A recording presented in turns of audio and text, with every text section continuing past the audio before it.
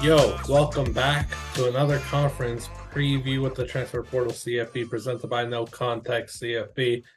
Man, I talked about the ACC last week. Talking about the much better conference this week. It's the MAC, Maction. It's always back. It's always the best. You love it. We love it. Haters hate it, but we don't really recognize them, do we? It is the premier conference of college football. It's the only conference where anything can happen. It is much like the NFL. It is a league that is determined week to week by coin tosses and unpredictability. You never know what is going to happen. The MAC is the college football conference that most equates to the NFL. I'm just saying. There's just so much. There's just so much parity. It's the only conference that parity exists. So some are saying year to year, you never know what's going to happen. Last year on here, we were talking about. I was talking about, Ohio. I'm pretty skeptical. I don't really know what to expect from Curtis Rourke. He's having trouble living up to the hype that his brother said, and just after 2 weeks of Ohio's football season, I'm locked in. I'm the biggest Ohio fan there is. They go on, lose the MAC championship game. They went like 3-9 or whatever the year prior. You have Northern Illinois, who seemingly is at the top of the conference one year and at the bottom the next. You just never know what's going to happen. You're going to have Kent State. We'll talk about them, who had underperforming season last year. I know we talked very highly of them last year, and things just didn't click. A lot of injuries and stuff. Decimated this year. Absolutely decimated. They're going to be one of the worst teams in the country. So year to year in the MAC, anything could happen. We can't wait to talk about. We can't wait to watch some good MAC football. That begins in the non-conference, Matt. Action time. I went first last time. You go first this time. I go first? Okay. Go first. We're going to start with the top non-conference game that we're looking forward to. Mine is week 1. It's Toledo at Illinois. I'm just excited for the class of the MAC.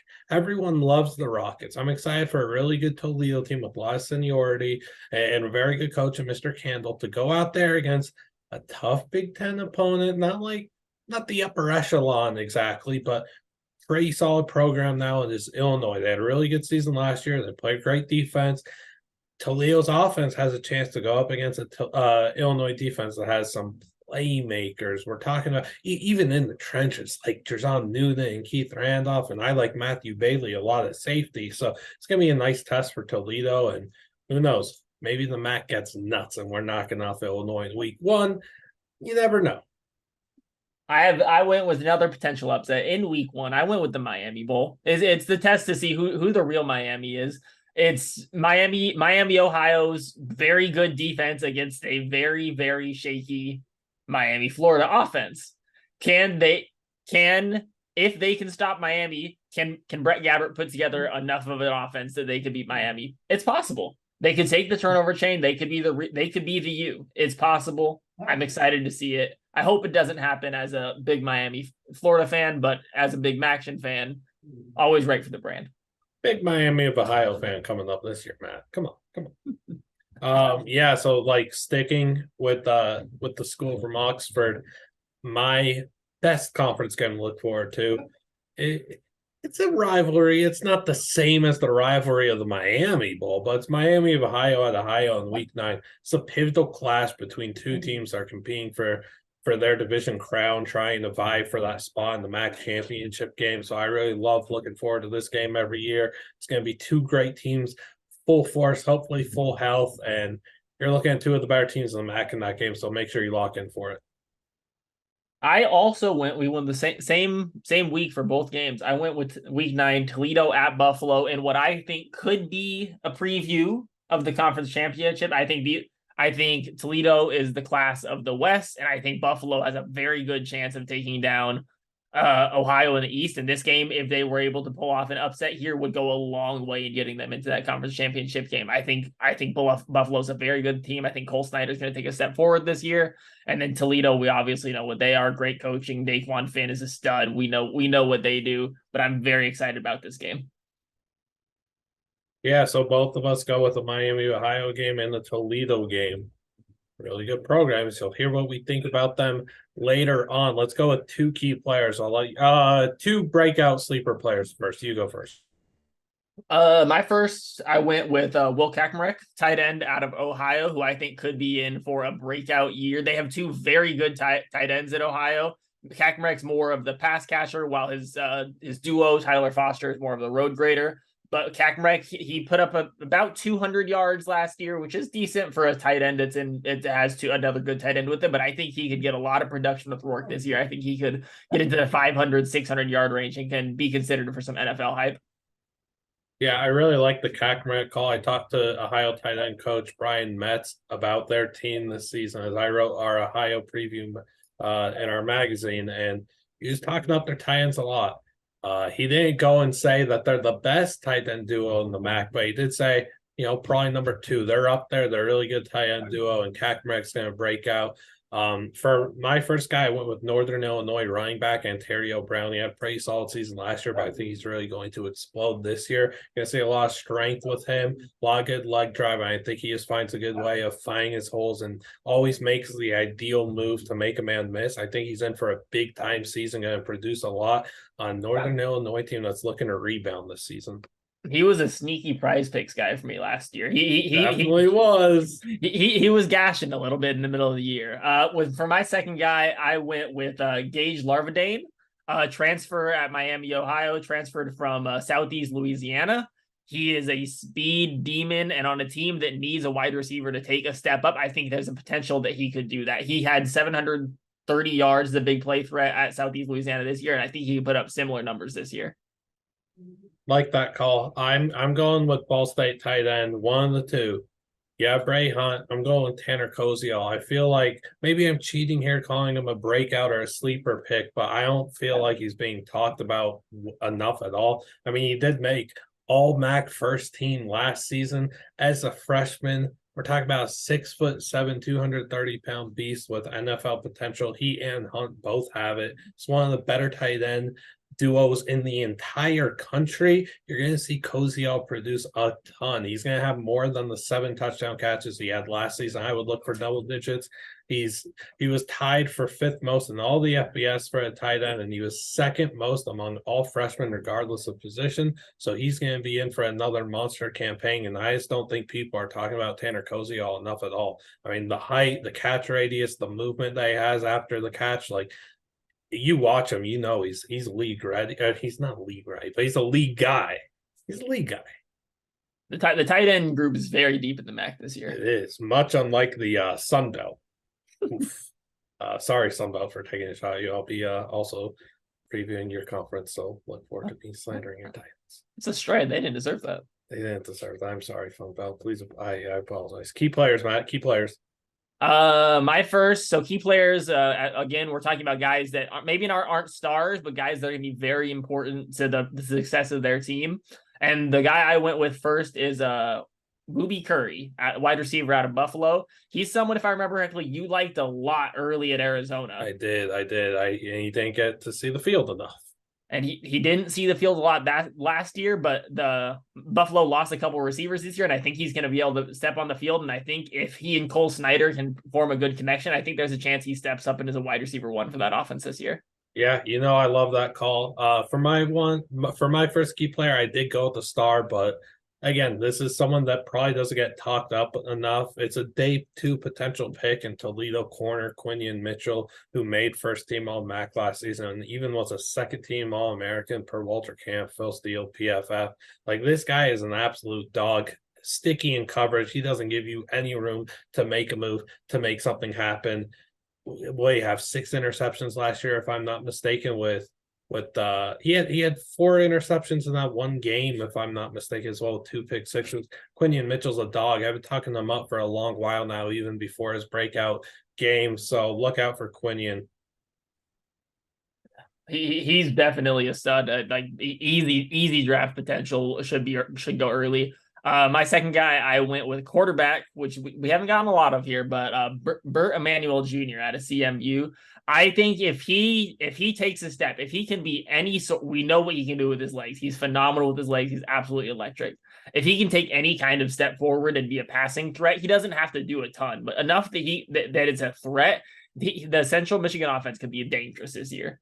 Yeah, I mean, Burt Emanuel Jr., man, watching him play last year was I don't know. It was like a fairy tale. Like what was happening could only be written on a script. You would have thought just dashing through the snow like he was too in that Blizzard game, crazy. My other player for a key player is actually another cornerback. It's Dante Kent at Central Michigan. This is another guy that I think has a lot of NFL potential. You find this very often in the MAC. You find a lot of extremely talented players that don't get talked about enough that scream NFL potential. And I see that in Dante Kent. I have with he and Quinion since 2021. Dante is super physical, really good at breaking up passes. He times things well. He's going to bully you and he's going to let you know about it. He's just another really fun watch and a guy that people need to be talking about more. I would also even go as far as say that it is insane that Quinion and Dante and even Bert Emanuel Jr. to an extent didn't, receive how didn't maybe get poached, Maybe they get poached by another school via the transfer portal. I'm pretty surprised that all three of them are still at their school and ready to play in the MAC this year. I'm glad, but I am surprised. I think if Bert has the year I expect him to, I think he'll be gone next year. As he's only a redshirt sophomore this year. There's teams out there that could use that. Yeah, if Bert balls out again, he's looking at a nice Power 5 job somewhere. Like you could definitely see him at like a UCF. Yep. So what are we moving on to now? Just team stuff? Teams, that's where we are. Okay, so we're gonna go in alphabetical order because that just makes sense, doesn't it? Mm-hmm. That means we're starting with the most exciting team in the MAC, the Akron Zips.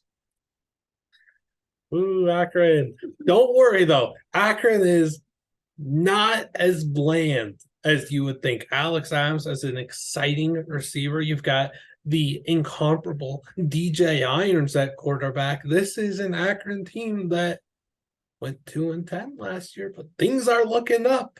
Things are looking up for Joe Moorhead and his group. This is a team that they won 2 games last year, Matt. And I think they'll win more this year. Maybe not a lot more, but I think they will win more. The total is 3.5. Obviously, the on offense, it's the Irons Adams connection. That's the main show. What they need in order to keep that connection going is the offensive line to play better. It was significant. It was one of the worst in the country last year. They were 130th in the country in sacks allowed, ahead of only Colorado State. And if you're ahead of only Colorado State in something, that is not a good thing. You want to be far away from Colorado State in any stats. But the O-line was bad last year and lost 2 starters. So, and they didn't bring in much help in the portal. So they do have a ton of O-linemen on the roster who have in-game experience, but not a lot of starting experience. Yeah, we'll see if some guys could break out and play really well for them. I mean, looking at the Akron schedule, what jumps out to you? And I also kind of forgot to shout this out, but we obviously have a college football season preview magazine, $9.99, best deal on the market. I won't go into detail about selling it, but you can find our Twitter and stuff. Our writer Dave, who was on the MAC podcast preview last year, had a ceiling of 6-6 for the Zips, floor of 0-12, realistically 4-8. Jumping out the schedule, the thing that jumps out to me is they have a tough non-conference. Outside of Morgan State, they have a tough non-conference schedule. Temple, Kentucky, Indiana. Kentucky and Indiana probably chalk those up as losses. Morgan State should win that at home. At Temple, I think that's going to be an interesting test to start the season. So what would you say that Akron's record is going to be? My prediction, what I wrote down was 3-9. I think they improve. It is an improvement from 2-10. You cannot deny that. That is more wins. That is a more wins, but it is under their win total, which you would classify as a disappointment. I'm going to go 4 wins. I'm going to go 4 wins. I'm going to give them Morgan State, and I'm going to give them Bowling Green, Kent State, and I think that they're going to shock people late in the calendar year. I think they're going to beat one of Miami, Ohio, or Eastern Michigan for absolutely no reason other than it's action. Well, that's what happens in the action. It needs to happen for Akron. They're looking for a spark and they really get the ball rolling for 2024. So we're on to wait, did you want to say something? No, that's good. I was just gonna say, now are you good to move on to Ball State? Yep. Brady Hunt Tanner Koziel, and we'll meet the rest of the Ball State. Yeah. Lots of new faces at Ball State. The QB competition should be interesting. They haven't really announced a starter yet at all. The two guys are Lane Hatcher, who I think is going to win. He has the better arm of the two, but it's going to be interesting to see who loses out. And then obviously losing the best running back in the MAC and Steele to UCLA hurts. They getting the second best in Marquez Cooper really softens that blow. Yeah, the fact that Marquez Cooper transfers from Kent State and stays in conference was very surprising to me. I thought he would have got an opportunity elsewhere at a bigger school, but it could be because of his height. It probably is because of his height, his size that he stay there. If I'm not mistaken, 5'6", 5'7" is for Marquez Cooper, but lightning in a bottle. It was obviously fun watching him play for Kent State because he truly embodied what a golden flash is. We'll see him now tear it up in Muncie. He's a very exciting talent. Also, like Ethan Kroll on the O-line. I think Ball State's got some pretty solid pieces. You have, again, two NFL capable tight ends.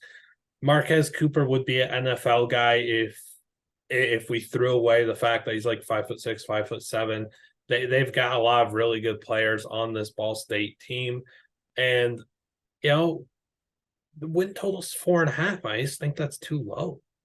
And the defense is going to be interesting last year because their secondary was pretty good last year, but they obviously lose two DBs to the NFL in Nick Jones and Achemi Uzodimma. But they have a really exciting D line. I like Cole Pierce, Sidney Houston Jr., Kyle King. All those guys are really good on the D line. All those are guys that can get 4 or 5 sacks this year. And if they can rack up some sacks, the defense can be good. So I do personally think 4.5 is a little low as well. I went with 5 and 7, but I think 6 and 6 is very doable and get into a bowl game. So what wins do you have for them? I assume Indiana State is where it begins. I'm upsetting Georgia week 2, obviously. Oh, of course. Indiana State, Georgia Southern. I have them Kent State, Northern Illinois. I have them beating Central Michigan at home, and then beating one of Western Michigan or Eastern Michigan away. Probably Eastern. Probably Western. Yeah, I would have them being Indiana State. I think Georgia Southern will beat them, so I'll have 1-3 out the gates. Western Michigan is 2. Bowling Green is 3. I would give them Kent State at 4, so I have them at 4. I still think the win total is low, though. It's just they've got a really tough schedule. Like, you've got Kentucky and Georgia off rip. Like, you're starting 0-2, and that's why these win totals factor. I guess like Vegas is good at their job. Yeah, they really are. Crazy that they are assuming Kentucky and Georgia are going to be losses for Ball State. Absolutely wild that they'll see like a Kent State Georgia type-esque battle as we did last year. But yeah, I don't know. I'd probably say 5 wins for Ball State. I feel like they could pick a game off that we're not expecting. It could obviously happen in this conference. Maybe Toledo falls flat week 7. It wouldn't be out of the round. I think if you look at it, they have 4 games that should be wins, and then they maybe steal 1 or 2 more at home. Is how we look at the season. Clayton Call leads that defense, really good player. We'll have to see what else. Who else Ball State finds that steps up. That's super important. There's a bunch of new players year after year that pop up in the MAC, and we're introduced to them, and we become fans for life. We'll move on to Bowling Green, Scott Loeffler's team. A win total of 4.5. Bowling Green had a really strong campaign last year. 6 wins, 5 in the MAC. Going bowling, which was surprising to me personally. I thought Bowling Green was going to be really bad this year, and they took a step forward this year. One of their biggest problems last year was they never had consistent quarterback play at all. And then they go out and get Connor Bazelak, who should be an improvement on anyone they had under center last year. So if he can kind of manufacture this offense into a good offense, they could be a little dangerous. Definitely agree. When you look at the Ball State roster, the first name that should jump out to you, if it's not Bazelak, is probably going to be Odu Hilaire, formerly of Alabama A&M. He is a highlight He's a human highlight reel. Like he has made some absolutely absurd one-handed grabs. I kind of feel like this guy could go out there and do a one-handed no look 360 catch. Like he's just that talented. And Baselak's gonna have to get the ball in his hands a lot. They lose Tyrone Broden, but Oduhilaire is just gonna get a lot more opportunity this season. So also look for, I don't know, maybe an Austin Osborne to step up, maybe a Jalen Tillman. You're gonna have to look for some of these, lesser names on Bowling Greens in Bowling Green's receiver room to make an impact that we're not expecting. Look at running back too; they've got some dogs. In the backfield. It's kind of the story of the MAC. There's a couple places that they have an obvious star, but there's a lot of committees in the MAC, and it's a lot of good players. And it's just the case again here. Tayron Keith is a good running back, is also an electric at returner. Jameson Patterson, Jamal Johnson, those are three good running backs that all can gash you at any time. Yeah, it's gonna be super cool to see what these fellows could do this year. I don't know. Where are your expectations? So the offense I like. The offense is exciting. The defense I think will struggle. It lost their two best pass rushers in Walter Hare and Carl Brooks. So obviously had a huge 10-sack season. So the defense loses a lot of its best players. Darren Anders returns and he's their star at middle linebacker. But other than that, I think the defense is going to struggle. So I have 4-8 here, which is under their win total. But I think they're going to be a very exciting team. I think there's going to be a lot of shootouts in Bowling Green games. A lot of shootouts in Bowling Green games. Well, that sounds fun. Do you think that's fun? Of course, shootout. That's what the action is, or okay. What's what it's supposed to be. Just wanted to make sure. I also, if I'm not mistaken, when you were talking about running backs, I also think you left out Terrion Stort, who's a big name that they're getting back. So that just makes the Bowling Green running back room even better. Our realistic prediction from Garrett in the magazine is 4-8, 4-3-9, seeing a 7-5. They're Liberty, by the way, soft schedule. Charmin soft. That's who Bowling Green opens with on the road. I'm gonna say Bowling Green's gonna beat Eastern Illinois, and then what? It does look like a very bad start. It looks like a 1-5 start on paper. At Buffalo, oh gosh, this schedule is tough, Matt. Yeah, it's not great. No, it's not. No wonder 4.5 might be too high. That's why I went with 4-8. I think they're a good team. They're an exciting team, but I just think they run into a rough schedule. It is a brutal schedule. The first half it's a murderer's row when you're talking about Bowling Green. It's at Liberty versus Eastern Illinois, at Michigan versus Ohio, at Georgia Tech, at Miami of Ohio. So even outside your non-conference games, you're playing two of probably the top 3, top 4 teams in the conference. Absolutely brutal. I think you're probably looking at a 1-6 start. Like, could they take one, like at Miami, Ohio, at Buffalo, maybe, but I don't think it's likely. Those are two very good teams. Then it softens up a little bit versus Akron at home with Ball State, and then at Kent State. I think they take at least 2 of those, maybe 3, and then maybe take against Western Michigan in Week 12. Yeah, I feel it's 4 or 5 wins right on the 4.5 line. Crazy. Vegas has done it again, man. They've done it again. Those guys really know how to write a schedule. They really do. We're on to Buffalo. Marcus Fuqua and the Buffalo Bulls. Very optimistic about them. This is a team I'm very excited about this year. I like Cole Snyder a lot. There's a lot of good quarterbacks in the MAC. Cole Snyder's one of them. I really like their defense, though. Sean Dolak, I think, is a stud in the contention for Defensive Player of the Year in the MAC. Fuqua, obviously, nation's leader in interceptions last year. Could he repeat? It'd be a big help for them if he did. Then I talked about Booby Curry earlier, how I think he could be a breakout. Then they have guys in the backfield, Ron Cook Jr. and Mike Washington, another. Like we talked about, it's going to be a trend in the MAC. Good running back duos, good running back trios, committees. It's a fun team. It is a very fun team. Is there anyone else at wide receiver that you're looking to possibly step up? I know I'm looking at maybe Chance Morrow, who transfers in from Louisville. Maybe a Power 5 talent that finally finds his footing in the MAC and can blossom into something special. Maybe Cole Harity wasn't a big target last year. I think he had a little less than 200 yards, but he's their leading receiver returning from last year. So maybe he has some kind of chemistry with Snyder, and they could kind of have a little connection going. But Snyder threw for 3,000 yards this year. Those yards have to go somewhere. Yeah. So maybe Harity steps up. Maybe Tad Barr. There's some names they have out there.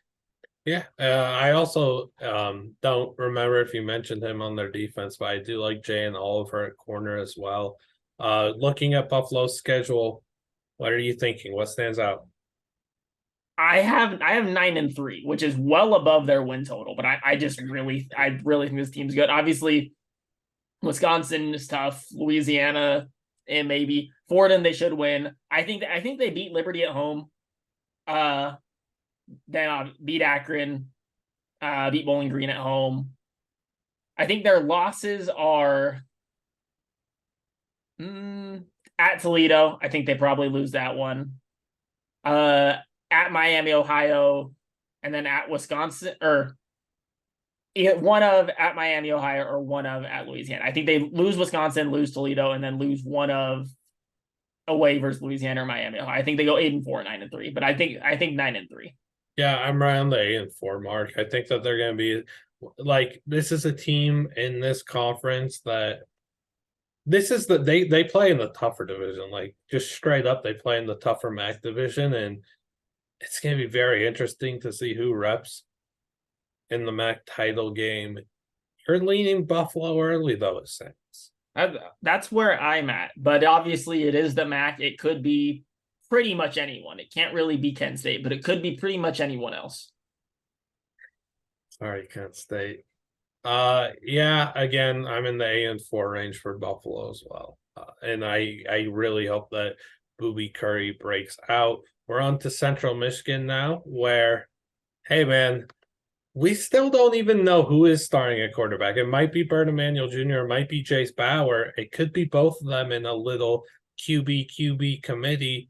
We're plenty unsure, but what we do know is on defense, Dante Kent stands out. Travarius Sims is someone to look out for. Trey Jones is a really good safety. Central Michigan's got plenty of talent. Vegas has them at 5.5 for the win total. They went 4-8 last year, but it was an electric 4-8. Those games at the end of the season when Bert Emanuel was playing were electric. Yeah. I only hope that they let Bert Emanuel play.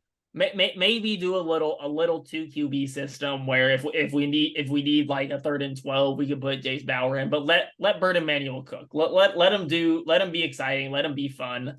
The defense you talked about, I think a name you might have missed was Kyle Moretti, very good at linebacker. The Rob Akey system is a very fun defense. They're extremely fast to the ball and they're really physical. So I think that their defense should be good. And if the offense can click, obviously it's a big if with whether Bert takes that step forward, whether Jace Bauer maybe breaks out, maybe he's a stud, maybe he slings the rock around. But I think the defense will be pretty good. I think the offense is going to be the question mark there. And it's the post Lou Nichols era, man. Kind of sad to see him go. Yeah, that's another interesting thing there. Who steps up at running back? Marion Lukes would probably be the person you'd expect, but again, it's a team that has multiple guys back there. Miles Bailey's back there as well, so it's going to be interesting to see who steps out at running back. Yeah, looking at the schedule, you start with Michigan State, New Hampshire, Notre Dame, South Alabama. 3 of those on the road. You're getting New Hampshire at home. Probably a 1-3 start. Eastern Michigan, we kind of keep picking on because they're this team that, and it feels like we'll talk about them next, but with Eastern Michigan, it feels like every time we kind of see one of these teams that has EMU on their schedule, it feels like EMU's just getting them at the worst time possible. They're Central Michigan's starting 1-3 in this scenario. Now they get Eastern Michigan at home. Like, you're thinking, all right, we've got to go get a win here. This, like, it's not desperation time, but we've got to figure things out ASAP. You're at Buffalo. Then you have the Akron, Ball State, Northern Illinois, Western Michigan quadrant. that's the big stretch for their season. If they can take 3 or 4 there, I think that they goes a little better for them. But I had them at 5-7. 5-7. I think that there's a big difference here. I think if Bert Emanuel Jr. plays, that he could elevate them enough to maybe win 6-7 games. If not, I think it's more so 4 or 5. I think that there's a significant swing between what he brings to the table and what Power brings to the table. With Bert Emanuel Jr., again, you're getting the best rushing quarterback in the sport. I think it's fair to say after what we saw in the short sample size last year. Absolutely incredible, dynamic, knows what he's doing when he's running the ball. He's able to just evade defenders with ease, power through them. You have to play this kid, and if he doesn't play, I think it's tough for CMU. You really just got to let him cook, because obviously that first 4 games is going to be tough. You're probably only 1-3. You got to let him get through his growing pains there, and then maybe he can hit his stride in the middle of the year. For sure. On to Eastern Michigan. Big fans of French fries and potatoes. They went 9-4 last season. Win total this year is 7.5. What do you think about Coughlin's crew? Obviously Crane's crew. Sorry, golly. They lose their starter Taylor Powell at quarterback, but he missed a few games last year, and Austin Smith had to play. I think he played in 9 total games, and he started 4 games because of injury. And he went 3-1 in the games he started. So it's not like it's a huge step down. So if he can perform well, take a step forward with like a full year of being the QB1, I think the offense could be good. Obviously, the most important part of their offense is Samson Express in the backfield. They're going to be running the rock. Samson Evans, the stud, had 15 TDs last year. It's a number you'd think he can probably reach again this year. When they do throw the rock, Tanner New is going to be the main target on at receiver. Had around 600 yards last year, 9 tuds. So the offense, I think, will be good.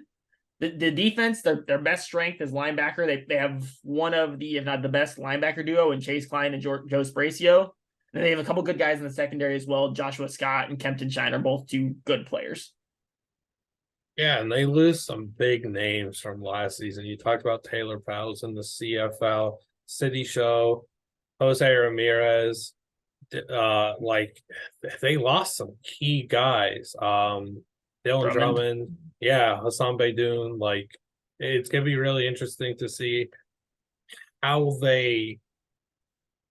because expectations might be too high for a team that lost so much key talent from last year's team. I don't know. Where are you thinking? I had them going 7-5, which is under their win total, but I think given what they lost, I think would still be it'd be something that would be a good season for them. They benefit from having a pretty weak non-conference schedule. Howard, you consider probably a win at Minnesota, maybe lose that, but then probably beat Massachusetts, probably beat Jacksonville State in the post coach primetime era. No, don't say that. It's the wrong school. Oh, was it? Yes. Oh, whoops. They're in the rich rod era, man. All good. Yeah, should be Howard. Beat UMass. I honestly think that they could drop it to Jacksonville State. Well, they're gonna lose now that I called them the wrong school. I just, again, as I was talking about when we were talking about the Central Michigan, the schedule just aligns so oddly for EMU, in my honest opinion. Like I could see them with a 2-2 start, and then at Central Michigan, I feel like they could lose, and that's 2-3. Ball State, I would say, is a coin flip game. So you're looking at 3-3 or 2-4 out the gates in your first 6. Kent State should be a win. At Northern Illinois, give a loss. So we'll say 4-4. Western Michigan's 5-4. Toledo, Akron, Buffalo. That's going to end up, what, 6-6? Yeah. Maybe, again, it is the MAC. They probably steal one of those games. So that's how I get them to 7-5. Yeah. All right. Also look out for Joshua Scott as well. We'll move on to our next team.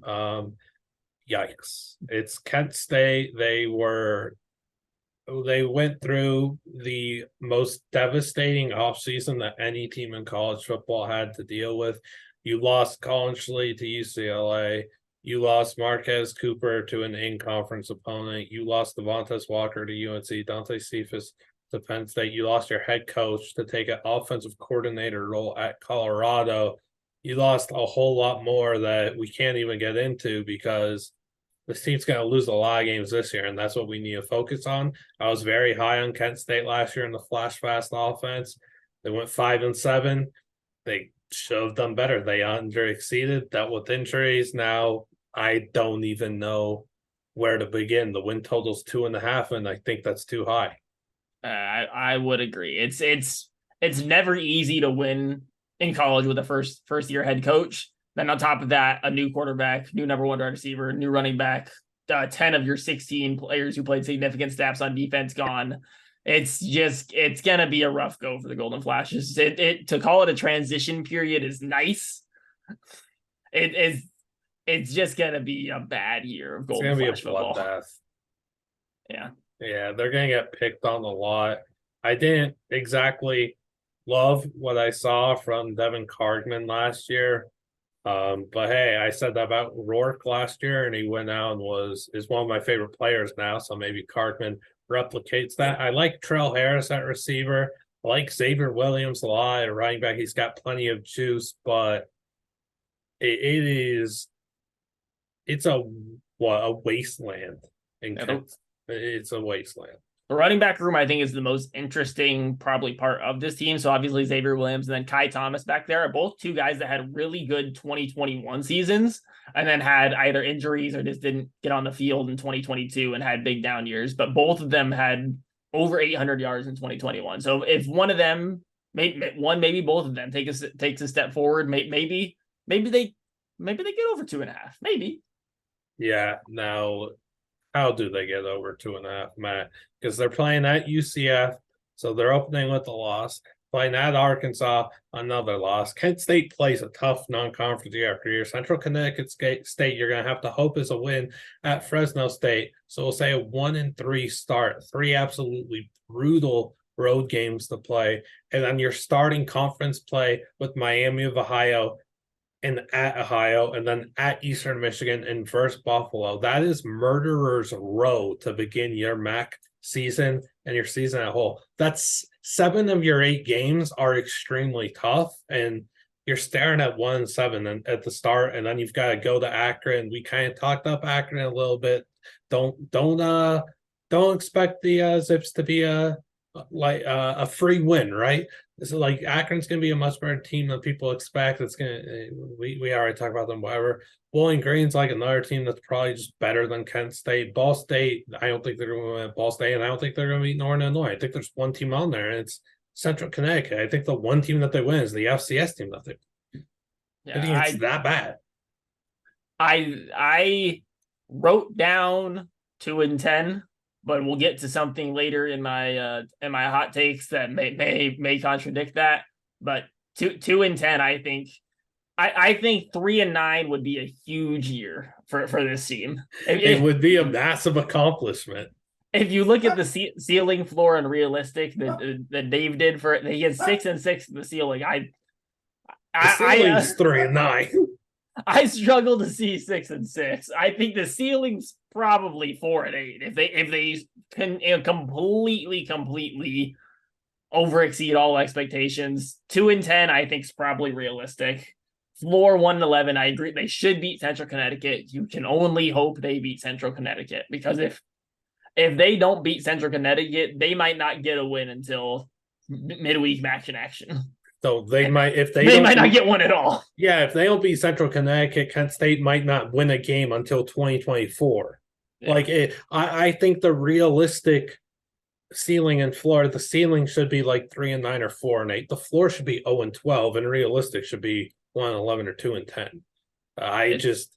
This is a really bad football team that was absolutely ravaged by this new era of the transfer portal and an enhanced coaching carousel where talent is flying everywhere and anywhere. And this is the team that got picked on a lot. Probably the most in the country.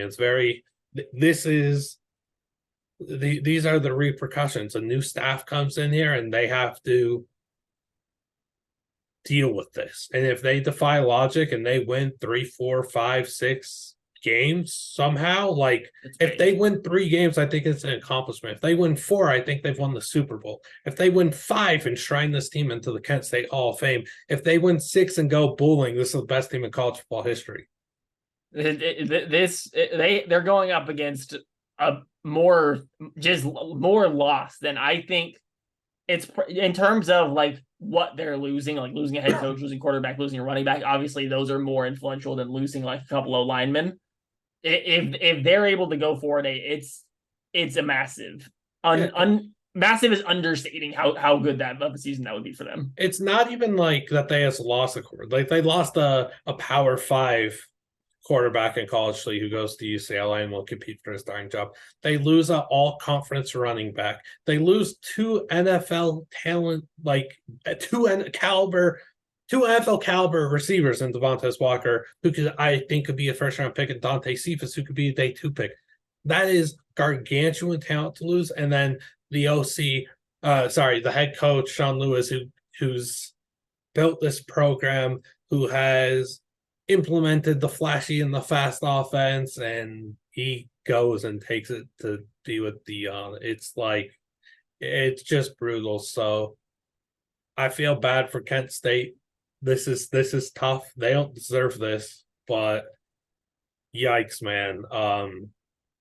When we're talking about the toughest schedule in conference, when we're talking about the toughest schedule in college football, and you actually factor in who the team is that has to play these opponents, I think Kent State has the toughest schedule in college football because of what their talent is compared to who they're playing each and every week. Yeah. You ain't the SEC, but it's like, I don't know, it's like Bishop Sycamore having to play a Big Ten schedule. It's gonna be rough. I think that's enough. That's enough sad times. I think Yeah, sorry. I think we should move on. Yeah. Miami, Ohio. Yeah. Should have a little more optimism. The Royal Gabbert family. It's Brett Gabbert and the Miami of Ohio Redhawks. Yeah. So their offense was a struggle last year, which was the biggest downfall for this team. I think getting Brett Gabbert back from, he had injury riddled 2022. If he has a fully healthy year, the offense should be much better, and they need him to in order to have an exciting offense. I think Joe Wilkins Jr., the Notre Dame transfer, is a very exciting transfer. I think he has the potential to be a number 1 or number 2 guy in this offense. And I think he could help if he was able to build a rapport with Gabbert. I think it would be really big for this offense.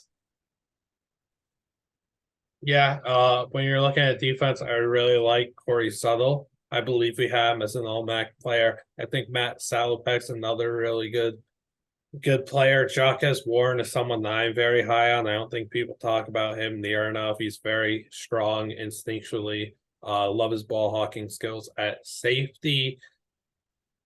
I mean, Miami Ohio's just got a very solid team. Their win total is 6.5. They went 6-7 last year, but you know, I really like their defense. So their offense should be good if Brett Gabbert returns to the floor, and their defense, I like. You talked about Corey Suttle, Salopek, and Warren. Other guys, Brian Ugu on the D line is good. Michael Dowell and Jayton Williams, the USC transfer in the secondary, are both good. I think this has the potential to be one of the best defenses in the MAC. I think they're the second best statistically last year. I think they have a chance to be the best this year. Yeah, and they're starting off with that Miami Bowl at the U. They might be the U or the O after this game. We'll see. At UMass, at Cincinnati. It's a very tough start to your season. It's a road trip. Yes, they should beat UMass, but I mean, at Miami, at Cincy is brutal. Versus Delaware State. And then you get to start MAC play with, you're playing 3 of the weaker teams in the conference at Kent State, first Bowling Green, at Western Michigan. So that's always nice. And then you somehow get stuck with Toledo and Ohio the next 2 games. Yeah, I think if they come out of the gate strong and are able to be 5-2 by week 7, I think that'd be really good. But obviously, their back 5 games are going to be pretty rough. They get Akron in there, which should be a win also. But I think in order for them to beat their win total, which is 6.5 to get to 7, I think they have to be 5-2 in the first 7 weeks.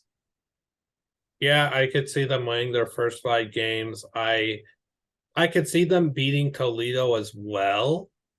I do not see them beating Ohio nor Buffalo though. So I think I'm at like 7 or 8 wins.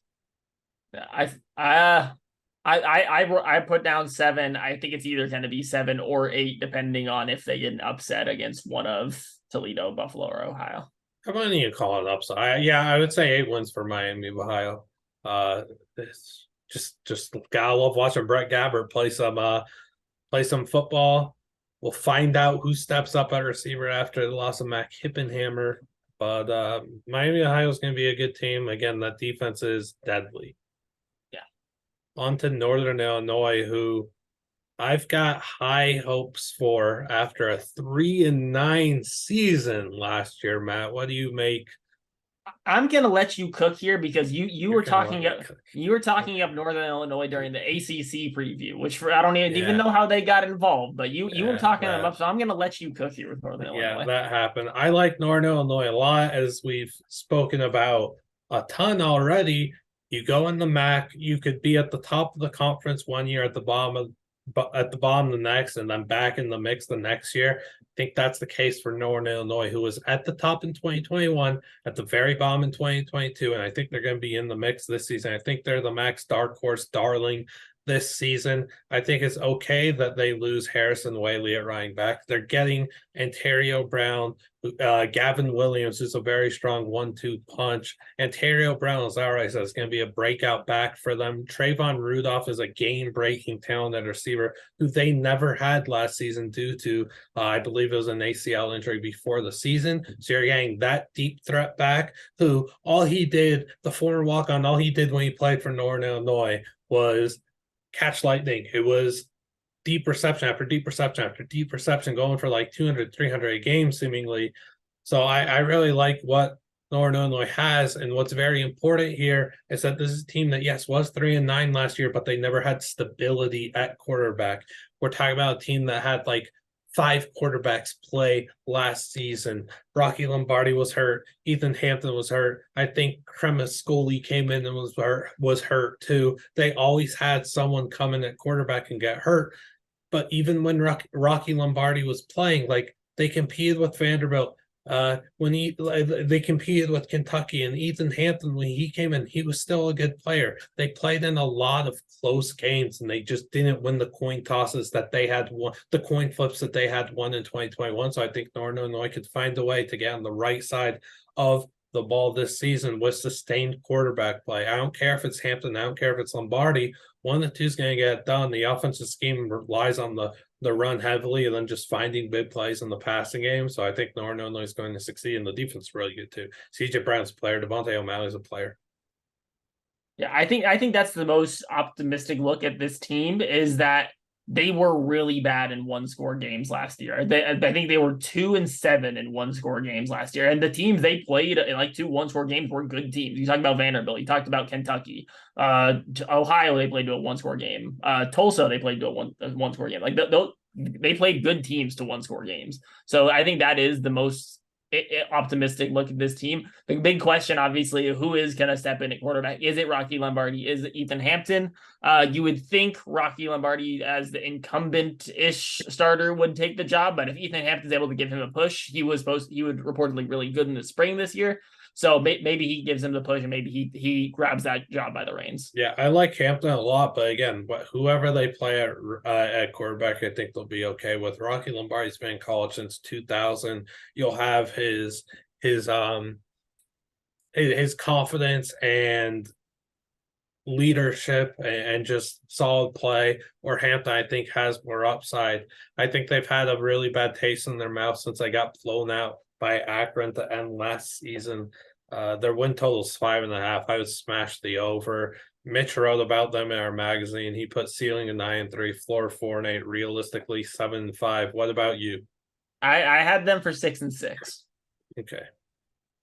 So I think they're going to beat Boston College. So there's that. That's how they got brought up in the ACC. I think they should beat Southern Illinois. I could see a world where they beat Nebraska, dude. I really can. I I think that they'll, to be safe, I think that they'll take one of the Boston College or the Nebraska game. They should also beat Tulsa at Toledo. I'll give a loss there, but at Akron they should win. I don't think they'll beat Ohio, but then I think they win out. I think that they beat Eastern Central, Ball State, Western, and Kent State. So let me tell you how many wins I was. It was 2-1, 3, 4, 5, 6, 7, 8, 9, 9-3.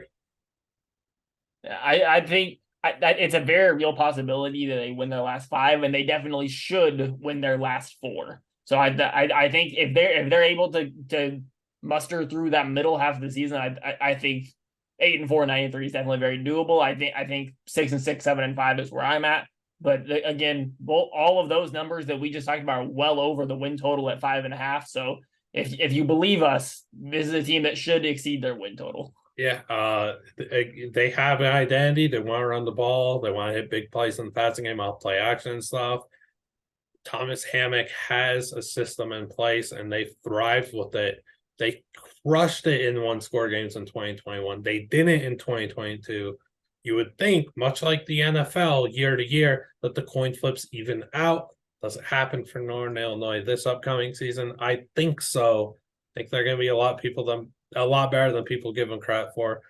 Ethan Hampton or Rocky Lombardi, whoever's throwing the Trayvon Rudolph, Ontario Brown, Gavin Williams, whoever's around the rock, they're going to be in good hands. CJ Brown, again, really good on the defense side of the ball as well. So I like Northern Illinois a lot. That's why I'm optimistic. Another team you're optimistic about. Oh boy, yeah. We got doing this by the ABC's got this to the Liam back to back here with Northern Illinois and Ohio. I wrote about Ohio in our preview. I was pessimistic about them last season. I am overly optimistic about them now. I became overly optimistic about them probably during the Fordham shootout last year. I really started to take a liking to this team, to Curtis Rourke, what he was doing, what he worked on in the offseason. A pristine placer of the ball. Again, I talked to tight ends coach Brian Metz at Ohio, and he told me, Curtis Rourke, I have confidence in him to not only throw it through a keyhole, man. Like that precise. He's throwing to Sam Wiglusz, excellent receiver, just knows how to get open. Those two have an incredible connection. They're thinking the same things. They know what each other's going to do, what they're going to say. They play golf together all the time. Sam Wiglusz, man, I was going to bring this up. Sam Wiglusz holds is the best golfer on the team. I believe he shot even par on Ohio's 36 par 9-hole course. The Ohio Bobcats, man, they're a tight-knit group, good team. You talk about Will Kaczmarek, that was my breakout player on the team. We haven't even talked about the running back room, which gets O'Shan Allison back, but C.A. Bangura is a dog. He's going to be, he maybe could have been like a breakout player that we talked about, but maybe he was already too good for our liking to put him in the breakout tier. C.A. Bangura is going to be seen as one of the best running backs in the group of five this season. He's going to produce at a big level. Offensive line is just very, very good, and that's what Ohio prides themselves on year after year, is an offensive line that they could count on to push dudes out the way, let the run game get going, and help the pass game succeed. Parker Titsworth is a meme of a name, but he's a very good player as well. Intelligent, bright young man. Jay Amberjury and Shedrick Rhodes Jr. are also excellent players that play left tackle and right tackle. Looking at receiver, you're going to have to find someone else to step up. Jacoby Jones, Miles Cross stand out. And on defense, dude, Justin Burchett's a very good player. Torrey Cox Jr. is they call him Scrappy Dog, if I'm not mistaken. He's undersized, but he's got all the heart and determination. He's physical. He'll let you know that he's making your Tuesday night a nightmare, and he's going to talk his but what's the expression? He's just going to talk a lot. He's going to talk a lot of smack. So, yeah, I like Ohio a lot. Yeah. I don't have much to add on there. Like I said, this is your team. I'm going to let you cook. But another guy, so they obviously have Kaczmarek at tight end. He's their pass catcher, good run after catch guy. Tyler Foster is a really important part of their run game. It's part of why Ohio's run game is so successful as those tight ends do work in the run game. It's when they get in those two tight end sets, they're able to move people off the ball. But the offense should be good. The defense should be good as well. Their secondary is very good. They have a lot of guys in that secondary. From you talked about Torrey Cox and Justin Brissett. Adonis Williams is back there. He's good as well. Roman Parody had 8 pass breakups last year. It's a very good secondary. Yeah, and Tyler Foster even caught the game winner in the Barstool Sports Arizona Bowl last season. A nice little moss they had in the back of the end zone. I also just another guy to identify would be an incoming freshman, Ricky Hunt Jr. I know that he's been making waves in the spring. I don't know how much PT he's going to get because it's a crowded running back room, but if he sees playing time this year, expect him to thrive, expect him to make a name for himself early. And Curtis Rourke has been well ahead of schedule in his rehab since he went down last year in the Ball State game. He and Carson Steele both got hurt in the same game. Unbelievable that happened. But Curtis Rourke is well beyond where he should be in this rehab. He's doing very well. He'll be right for a start of season where they're taking on San Diego State in San Diego, which I'm not thrilled that that's their opener because that's a pretty tough week 0 game. Yeah. I think they draw a tough non-conference schedule, San Diego State and Iowa State in there. So I think that for you. Yeah. So they're if they can get through 2-2, split the non-conference, I think 10-2 and 9-3, they're sweeping the MAC or going 8-1 or 7-1 in conference play are both very doable. So I put them at 9-3. I think it is the MAC. We said it a million times. They probably do end up dropping one on a random Wednesday night, but I think 9-3 or 10-2. The anything less than 9-3, I think, is a disappointment for this team. Yeah, I completely agree. I put the floor at 6-6 because like we said, anything could happen to the MAC. If they start 1-3, dropping San Diego State, FAU, Iowa State. The good thing for Ohio is they avoid Toledo. That's massive. Who they should have beat Toledo in the MAC title game last year, but they didn't have Curtis Rourke and they still almost beat Toledo. So whatever. Weeks 5, 6, and 7, you're getting Bowling Green, Kent State, and Northern Illinois. Oh, and 8 is Western Michigan. So I think there's like 4 very winnable games there, even though I do have high hopes for Northern Illinois. Ohio's just better than everyone else in the MAC, I believe. So my realistic is 9-3 and the ceiling is 10-2. I do think that they're gonna pick off. I think they're gonna get 2 wins in non-conference. I hope that they beat San Diego State. I think that I'm not very high on Iowa State this season. I know that there's some stuff flowing around there that could really impact their season. I think Ohio's going to beat Iowa State. I think the FAU game's tough, though, man. I'm more confident in them to beat Iowa State than FAU. Yeah, especially at home. Yeah, that's a tricky game. So I have 9-3 for Ohio. What was yours? 9-3 as well. I think 2-2 in non-conference, and they dropped 1 against maybe Buffalo or maybe at Northern Illinois. There's a few games that they could drop. Yeah, this Ohio team is incredible. If we didn't influence you to bet them over 7.5 wins, then I don't know. I thought we were pretty good salesmen. You could take Daquan Finn, Quinion Mitchell, and Toledo. This is the Daquan Finn show. He was exceptional last year and returns his top 2 receivers, Jerron Newton and Devin Maddox. The other receiver to look out for that in that receiver room is Junior Vandeross III. He had a very good spring, and one of the coaches has the ability to catch. He was catching everything thrown his way. He was a magnet to the ball.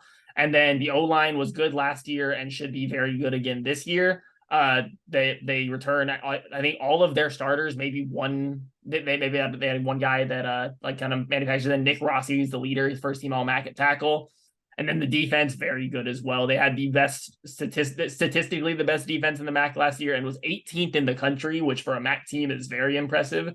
And total yardage at 326 yards. They were 3rd in the MAC in picks, 2nd in sacks. The defense is very good. Quinion Mitchell, you already talked about, is very good. But then I lost my train of thought. Dallas Gant, their leading tackler, back at linebacker. Their biggest losses on the D line. They lost a lot of their edge rushers in Desjuan Johnson and Jamal Hines. They lost a lot of edge rushing talent. But if the secondary can keep it up and kind of hold down teams in the past game, I think they should be very good again. So we do have words from Dave, who unfortunately isn't with us for the Mac pod, but does say this is Finn's conference to lose. Yeah, I would agree. I'll say it's his division to lose. I wouldn't say it's his conference to lose. I think there's some good teams in the MAC, but I think that they should be the far and away favorite in the West. Yeah, and they went 9-5 last season, and they dropped 2 games that they never should have. They lost to Bowling Green, they lost to Western Michigan. We'll see how they fare this season. Again, it's a team that's littered with talent. All I did last year on our MAC preview pod, well, I did a lot more than this, but I spoke up Daquan Finn a lot. I say he's going to be one of the most exciting players in college football to watch. He's an extremely exciting player to watch. He is a fascinating talent, super athletic. The dive that he did at San Diego State after he got hurt last year was wild to see. He's must-see TV, man. Their running backs are a stack with Jaka Stewart, Penny Boone, and Micah Kelly. Judge Culpepper is just an incredible name at DT. It's a very, very strong team. It'd be a mistake if we didn't talk, at least mention like Max and Hook and Nate Bauer. Look at their schedule, though. That Illinois game that you're starting with, that ain't easy. But if you could pick that game off, that's good for the MAC. We like that. We'd appreciate that. Yeah, Illinois, they were good last year, but they do lose. They lost a lot of talent to the NFL, which at most teams that have very good years do tend to do that. So maybe they start off on a down stretch, but I think 10-2 for me. 9-3 is the floor here. I don't think they should be losing less than 9 games. I have them going 10-2, dropping at Illinois. Then where else do we see them? I'll say they lose at Miami, Ohio. But this is a team that I think should go 10-2, maybe 11-1. I have 8 or 9 wins. I think they're gonna lose to Illinois. I think they're gonna lose to Ball State. Did I say, dude, this is so bad that I didn't write this down. I can't remember if I said Ball State was gonna be whatever. We're just doing this awful. I don't know. I like 8 or 9 wins for Toledo.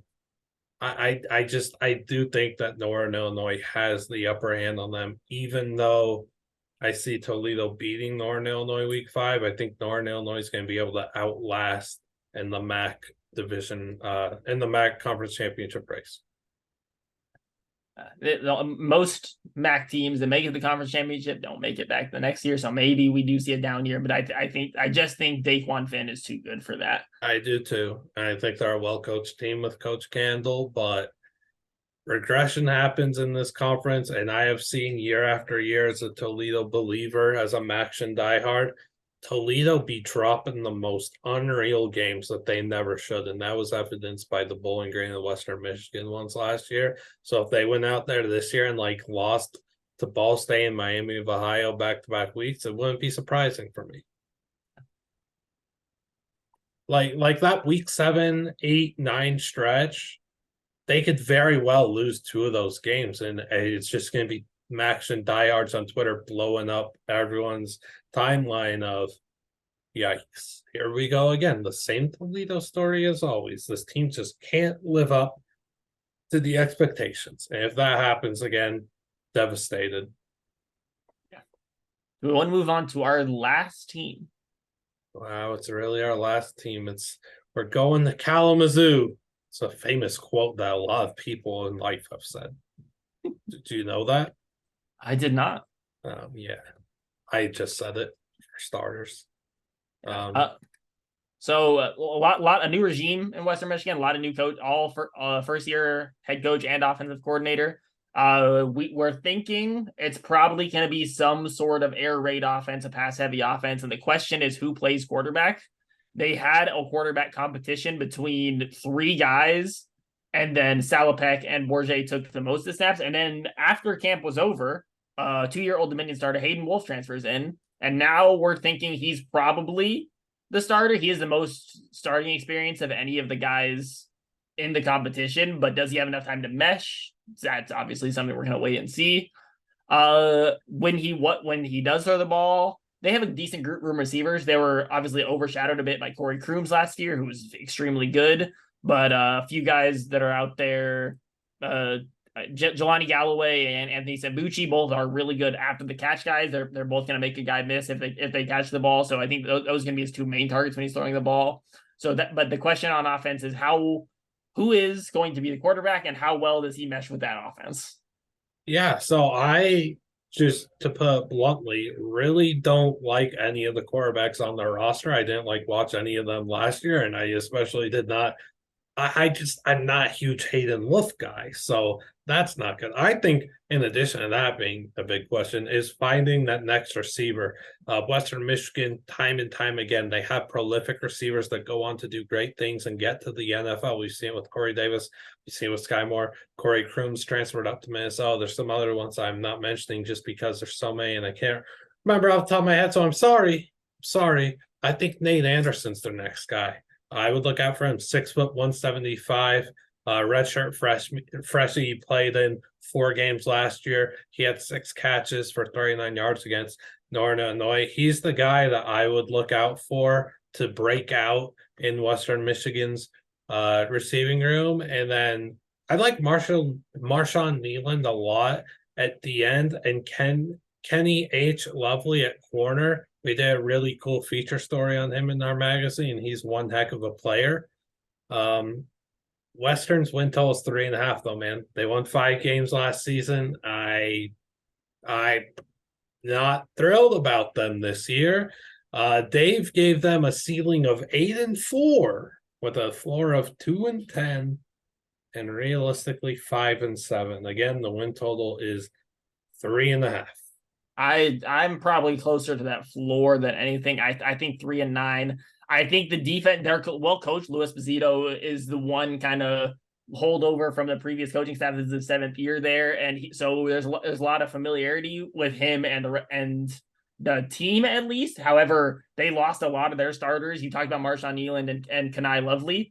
Those are pretty much the only 2 starters that are coming back from the 2022 team. So maybe those 2 can kind of help everyone merge into the system. But if that defensive system doesn't come together to what was a pretty good defense in the MAC last year, it's going to be rough because obviously we talked about we didn't think very highly of the offense, and then we didn't even talk about running back. But Sean Tyler, who was their workhorse last year, over 1,000 yards, they lose him as well. So and then behind him they don't have very many running. All of the running backs that are like kind of expected to take some snaps are either redshirt freshmen or true freshmen. So what's going to happen in the running back room if we don't have very good quarterback play and then we don't have very experienced running backs? The offense is just going to be really rough, I think. Yeah, maybe it's CJ Hester that makes a lot of plays at running backs as incoming freshman. Maybe it's Jalen Buckley. Maybe it's Zahir Abdus-Salam. We really don't know. That's the beauty of the MAC. We're just being honest. Someone's going to step up at running back and play well that we're not expecting. You look at their schedule. At Syracuse, at Iowa, at Toledo. That's weeks 2, 3, 4. Then at Mississippi State week 6. The first half outside of they have 1 win. Outside of St. Francis week 1. And then you look at even week 7 and 8. Miami, Ohio, and at Ohio. There's a very real possibility. Eastern Michigan week 9. There's a very real possibility they come out the gates 1-7, 1-8. I would say, dude, the floor here should have been 110 or 111. Sorry, the floor here should have been 111 because there's a very real world where they beat St. Francis, PA, and then don't win another game. This is a murderer's row for a lowly MAC team. You have at Syracuse, at Iowa, at Toledo, versus Ball State, at Mississippi State, versus Miami of Ohio, at Eastern Michigan, versus Central Michigan, at Northern Illinois, versus Bowling Green. Tell me how many wins there is there? 2. I say 2. Like, how they don't ever get a break. There's no break. Their break is week 1. You would hope that that's their break. Or they would hope that that's a break. Yeah, I think they should. You'd expect them to beat St. Francis week 1, and then I think they pick off one of Ball State or Bowling Green at home in week 5 or week 12. But outside of that, it is not an easy schedule. No, they got stuck with the second hardest schedule in the conference. The other one, obviously, Kent State. We'll move on to some awards and stuff. Let's start with the offensive player of the year. We both go quarterback. I went Curtis Rourke. I went Daquan Finn. They're the two most exciting quarterbacks in the conference. Two most exciting throwing quarterbacks in the conference. The most exciting quarterbacks in the conference is, of course, Bert Emanuel. But Okay. Defensive player of the year, I went Quinion Mitchell. I went Sean Dolak, who was second in the country in tackles last year, and I think he loses who was expected to be his like senior last year, and then he kind of just exceeded him in every way. He loses him. I think there's a possibility he leads the country in tackles this year. Coach of the year, I went Thomas Hammock. I went Maurice Linguist with Buffalo. I like I talked about, I expect Buffalo to win in the East, so if I expect them to do that, he should probably be coach of the year. Yep, and blah blah. What's championships? Yes, yeah. The MAC. Wait, hold on. The MAC championship. You have. But like I said, I had Buffalo winning the East, and I think Toledo's the class of the West. I have Buffalo beating out Toledo in the championship game. I have Ohio being Northern Illinois in the MAC championship. 4 completely different teams than that, as it should be in the MAC championship. That's very on brand. Now we get some hot takes and bold predictions. I will start. Curtis Rourke throws 2 or less interceptions this season. Very possible. Very possible. Like we talked about how accurate he is. At my first one, I went Booby Curry is a clear wide receiver 1 and goes for over 800 yards. Okay. Number 2 is that Northern Illinois wins at Boston College or Nebraska. They'll take one of those 2 games. We talked about how high you were in Northern Illinois, so that's not expected. You went with a high. I went with an extreme low. I went one of Kent State or Western Michigan loses all 12 games, wins 0 games. Yikes. That's not good. I would agree with that. I think that's very fair. I want to go with, I'm going to go for something crazy here. In the top 25, there will not only be one MAC team that makes the top 25, there will be 2 occasions this season where we have a MAC team ranked. 2 different MAC teams that get ranked in the same season. I think that's very possible. We talked about 3 very good teams. And even then you had Northern Illinois exceeding the teams I talked about. I say Buffalo, Ohio, and Toledo are what I would say the 3 best teams. If you have Northern Illinois being in the championship, you expect them to be up there as well. So there's 4 very good teams in the MAC. I think it's a real possibility.